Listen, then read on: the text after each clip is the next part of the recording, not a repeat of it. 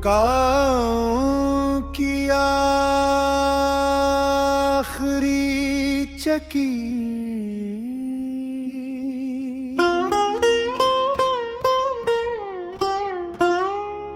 पहाड़ों के दामन में एक छोटा सा गाँव आबाद था।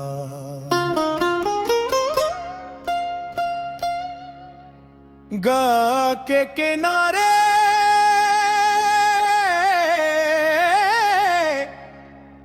एक पुरानी पान की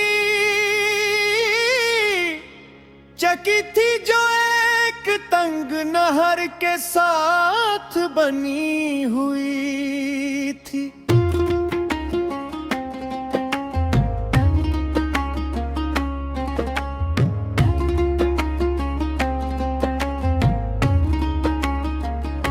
तभी इस चक्की की आवाज पूरे इलाके में गूंजती थी।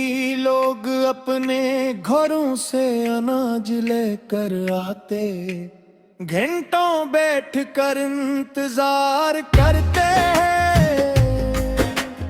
बातें करते और फिर आटा लेकर वापस चले जाते।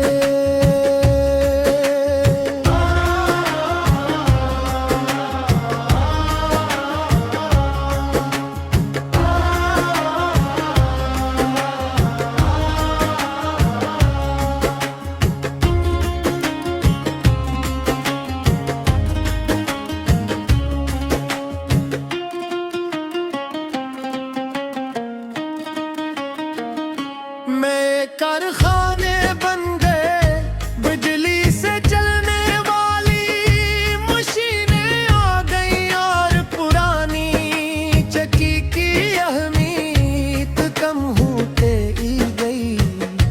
अब गांव में सिर्फ यही एक चक्की बाकी रह गई थी और उसका निगहबान एक बूढ़ा आदमी था।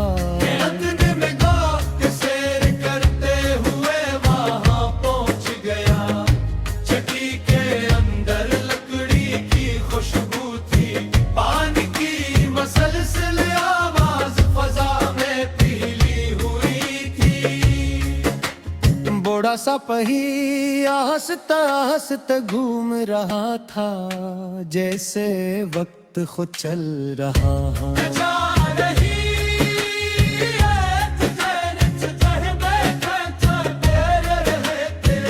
मैंने सलाम किया, इन्होंने मुस्कुरा कर जवाब दिया और अपने पास बैठने का इशारा किया। मैं इनके करीब के करीब हम दोनों खामोशी से घूमते हुए पहिए को देखते हुए। फिर मैंने पूछा,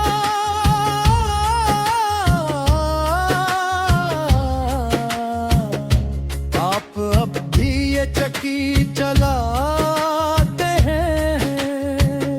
वो हंस करे, जब तक मैं चल रहा हूँ ये भी चलेगी। मैंने कहा, मगर अब तो लोग कमाते हैं। इन्होंने सर हिलाया, मगर जो आते हैं अनि अब भी आटे की जरूरत होती है। ये जवाब सादा था मगर इसमें जिम्मेदारी का एहसास था। मैंने चक्की के पहिए को देखा, वो मसलसल उड़ रहा था। ना जल्दी न सस्ती, बस अपने अंदाज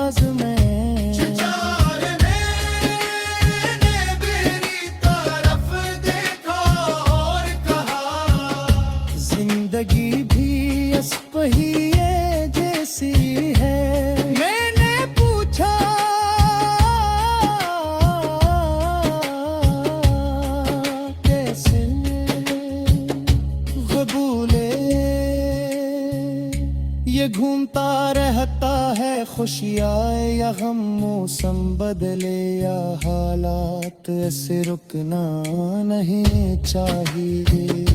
मैं खामोश हो गया, पानी की आवाज असबात को गारा बना रही थी। इसी दौरान एक बूढ़ी औरत नाज की बोरी लेकर आई। चचा और भी फौरन उठे और इसे मदद करने लगे। उन्होंने बोरी कंधे पर ढाई और चक्की के पास रख दी। वही औरत ने शुक्रिया अदा किया,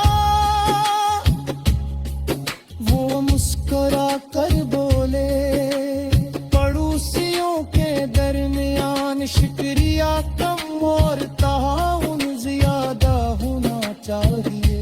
यह सुनकर मैं मुस्कुरा दिया,